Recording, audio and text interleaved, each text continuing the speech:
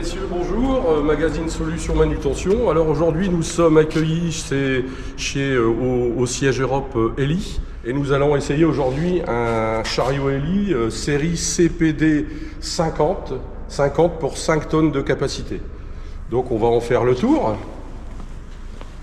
Si on démarre par le devant du chariot, on a un mât duplex avec un vérin de levée libre, hauteur d'élévation 4,70 m. Donc ce chariot est équipé d'un translateur et d'un positionneur de fourche.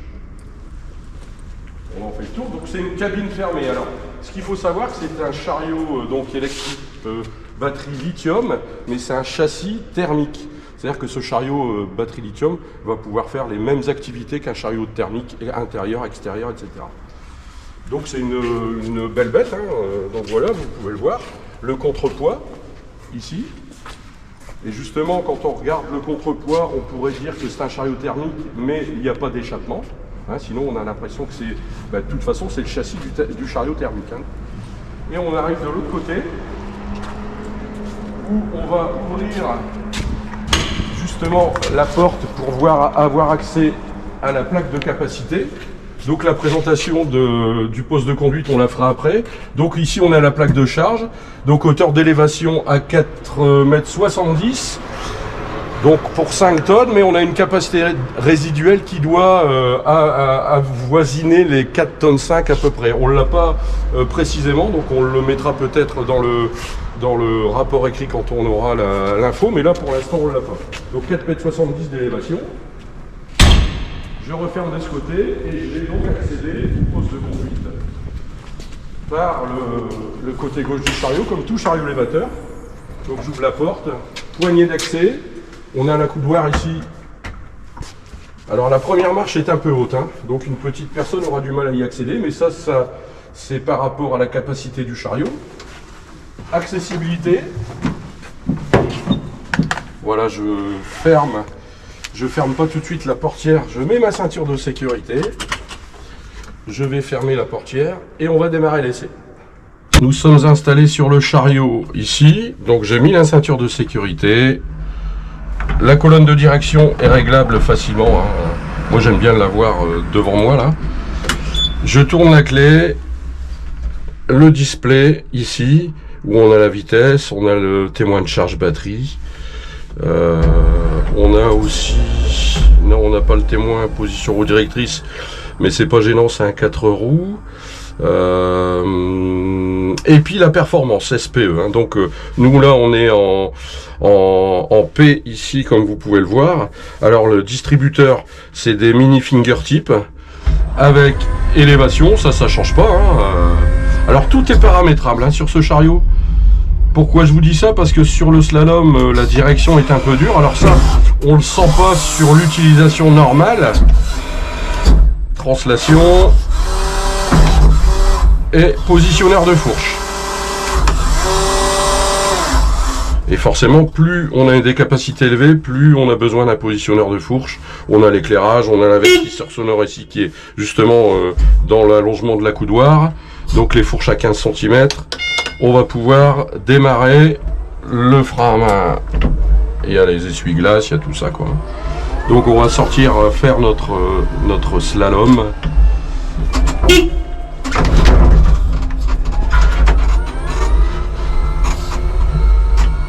Donc ici nous sommes à Calais. Donc comme je l'ai dit tout à l'heure chez Elli. Donc c'est le siège Europe. Et donc il est basé à Calais dans le nord de la France. Où ici, il fait beau. Donc, slalom marche arrière. Alors, la direction est dure dans les slaloms quand on contre-braque. Alors, ce phénomène-là, on ne le sent pas sur une utilisation normale. Quand je dis utilisation normale, c'est la conduite, le positionnement devant une charge. On le sent pas et justement, j'ai été surpris par la direction qui est vachement dure sur ce type d'exercice.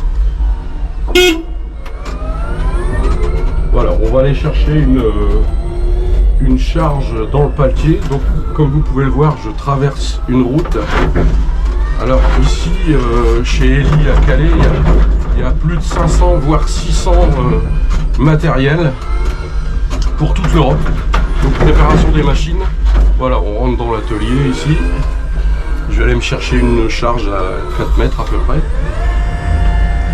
Donc je lève avant, hein, ce qu'on ne doit pas faire normalement, mais je lève avant tout simplement parce qu'il n'y a pas beaucoup de place derrière, donc il faut se positionner avant de tourner. Voilà. Voilà, je prends la palette à 4 mètres ici.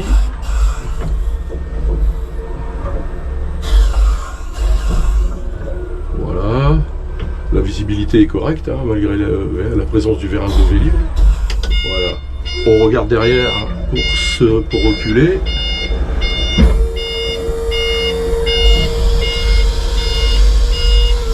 Voilà, parce que derrière, il n'y a pas beaucoup de place. Comme les fourches sont un peu plus longues que les fourches classiques de 1150-1200, voilà, je reprends la charge. Et je vais sortir faire le slalom, marche avant, marche arrière avec la charge. Voilà, il y a 2 entrepôts de stockage qui sont complètement pleins.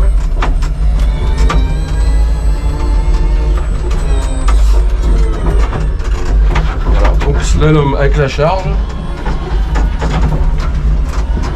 Donc malheureusement on n'a pas de gueuse lourde, donc c'est une charge classique où il n'y a pas beaucoup de poids. Marche arrière.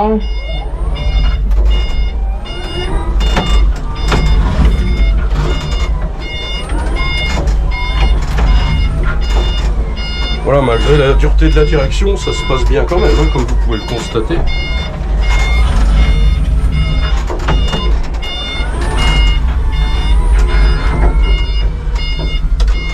On va retourner dans le dépôt pour la remettre à sa place. Voilà. On klaxonne pour entrer dans le dépôt, on ralentit, un passage de porte.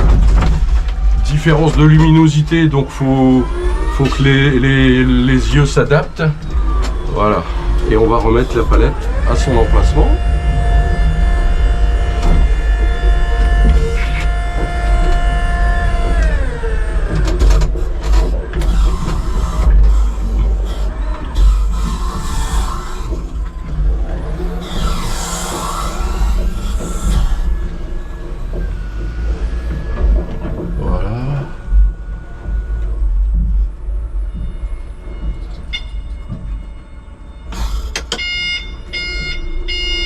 On va la reprendre en bout de fourche pour bien la remettre.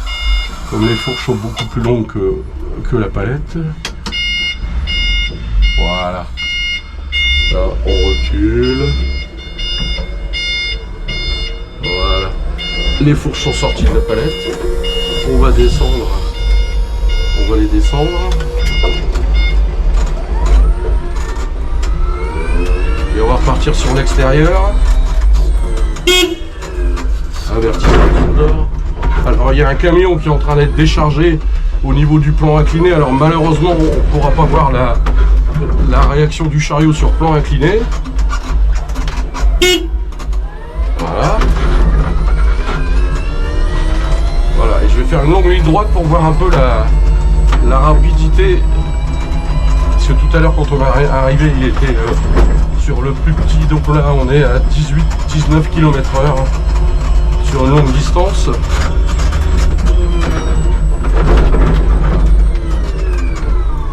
On va faire demi-tour. Voilà, donc la direction même à l'arrêt ça va. Hein. C'est uniquement dans le contre-braquage où c'est dur. Mais sinon on est bien assis, on est assis confortablement. Ergonomie du distributeur, etc. C'est correct. Hein. Voilà, on va rentrer dans le dépôt.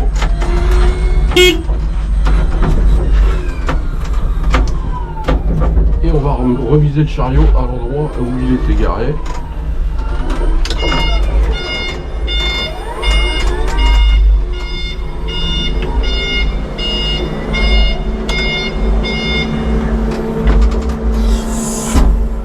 Voilà, le bruit c'est le ventilateur. Hein. Et donc comme je le disais en introduction, c'est le châssis thermique, malgré que c'est un chariot électrique. Donc batterie lithium, 2 fois 80 volts, et on a une batterie de démarrage, c'est-à-dire que si on ne respecte pas l'ordre pour démarrer le chariot, il démarrera pas parce que ça c'est couplé uniquement à cette petite batterie de démarrage, qui est donc indépendante des deux batteries lithium.